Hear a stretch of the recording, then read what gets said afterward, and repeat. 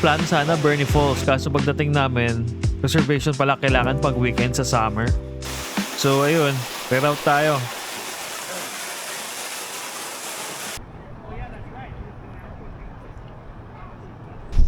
Sige ko. First stop pa lang, sablay na agad. Pero sayang naman ang biyahe kaya hanap tayo ng plan B.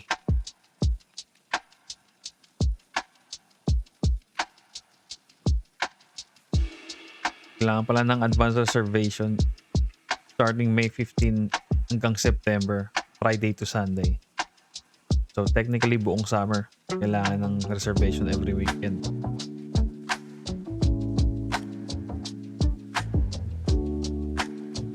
Kung pupunta kayo, siguro din yung naka-reserve kayo in advance para hindi sayang ang biyahe. Kaya tara, next stop tayo.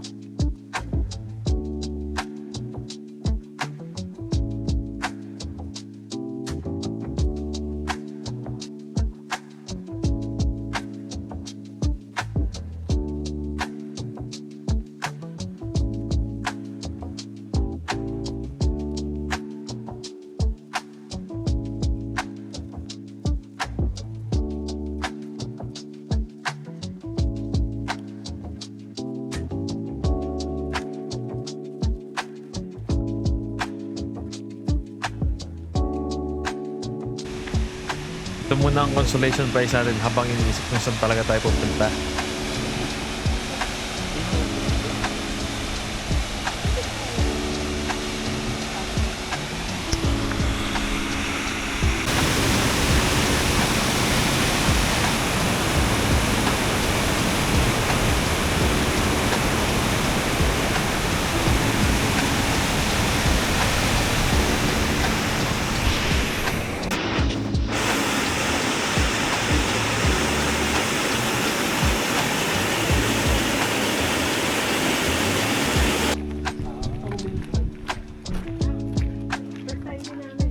Welcome sa Middle McLeod Falls.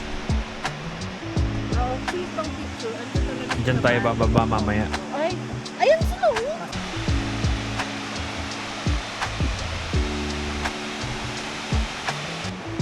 Okay, today, waterfall hunting tayo. Dapat magbe-Bernie kami. Hindi kami natuloy, kailangan ng reservation. May bisita tayo galing, may friend kami na galing from other state. Lumipat sila dito sa California. Manyo ako, pasyal natin sila sa dito sa mga falls sa Northern California. Siyempre, dalhin natin sila sa mga lugar na hindi naman natin pag-aari pero proud na proud tayong ipakita. Let's go!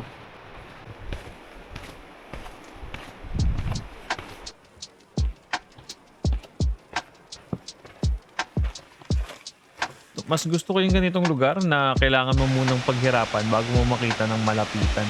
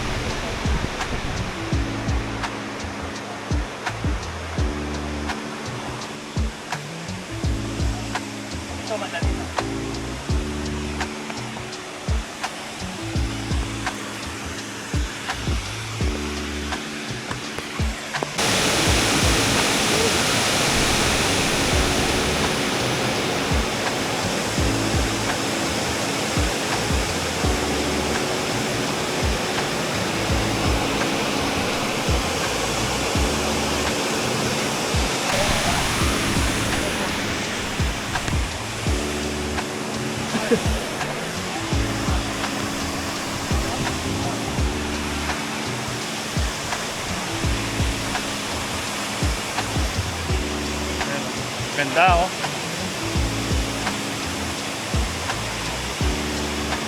Welcome to McLeod.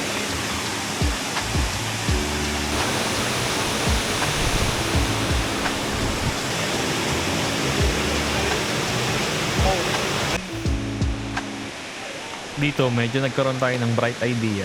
Imbes na bumalik sa normal trail, umakyat pa tayo dito.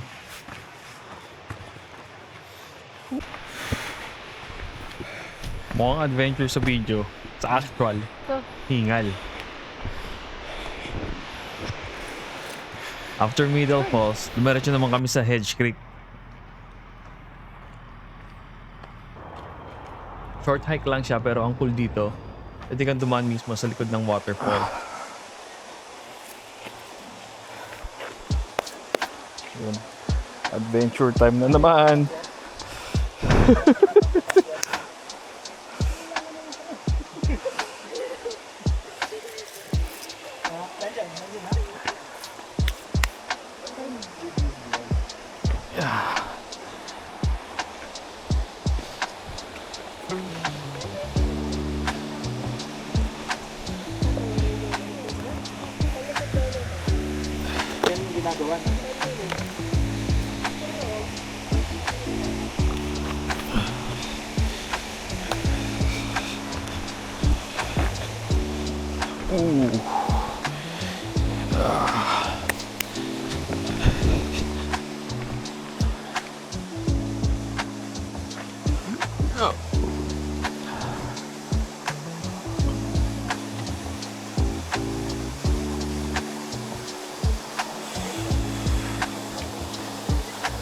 At apparently, may local legend pa dito. Yung cave daw sa likod ng falls.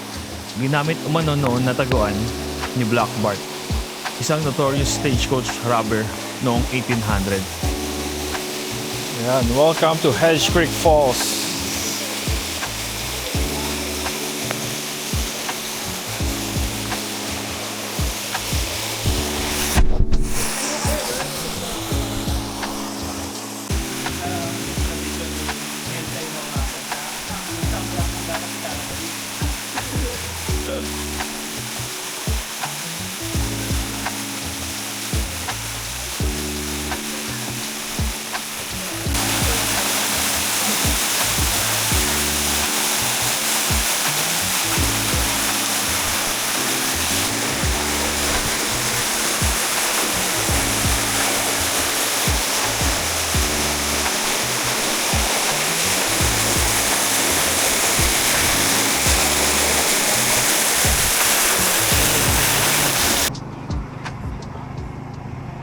After the waterfall hunting, deserve na natin to.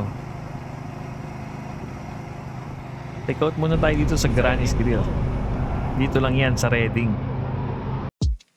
Ito in order namin, pork chop teriyaki combo. May kasama ng pansit at lumpia. Mabilis ang kain lang to dahil explore naman natin tong Sundial Bridge. With your old wife with the eyeglass. Lola. Lola. Super Lola.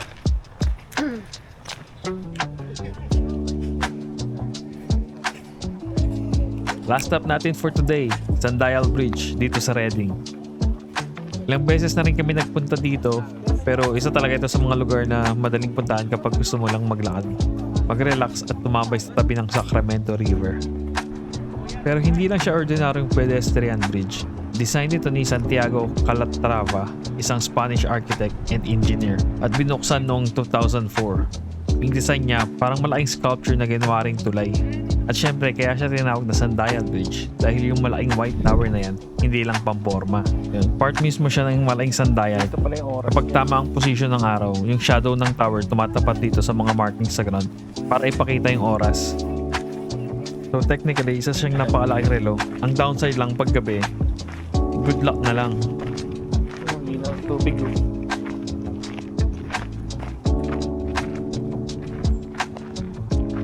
Yan yung Sundial Bridge. Ang gusto ko rin dito, hindi lang yung bridge mismo. Pag bumaba ka sa may Sacramento River, ibang perspective naman. Doon mo makikita kung gaano kalaki yung structure at kung gaano ka-green yung paligid. Linaw ng tubig oh. After spending most of the day chasing waterfalls, medyo magandang ending din to. Kanina puro trail, akyat baba, tubig at bato. Tapos dito, lakad-lakad na lang sa river, walang hinahabol. Simple lang, chill ka lang. Tabing ilog.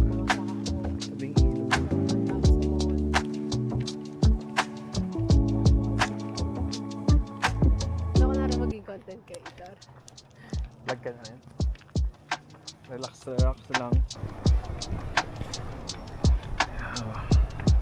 This is under the Sundial Bridge.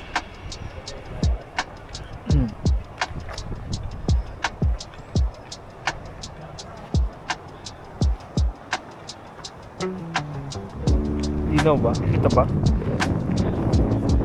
Linaw rin ang tubig, no? This is Sacramento River.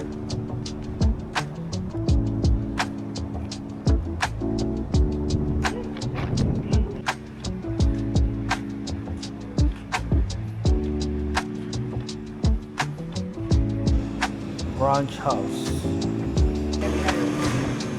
At syempre, bago umuwi, kailangan natin ng kape. Hindi naman dahil antok tayo, kailangan lang natin ng emotional support para sa pag-drive pa uwi. Hindi tayo papatulugin. Hindi talaga nasunod yung original plan natin today. Bernie Falls sana ang main destination. Pero dahil kailangan pala ng reservation, punta tayo sa McCloud Falls, Hedge Creek, tapos dito sa Sundial Bridge. And minsan, ganun din talaga ang magandang road trip. Hindi lahat kailangan eksaktong nasusunod sa itinerary. Minsan, yung plan B, yun ba yung nagiging buong adventure.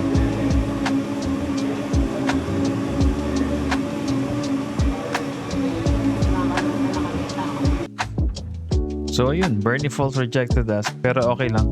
Nakabawi naman tayo sa falls, food trip, bridge at kape. Salamat sa pagsama and kita-kits sa next Nave Ventures. Sana next time may reservation na tayo. Peace!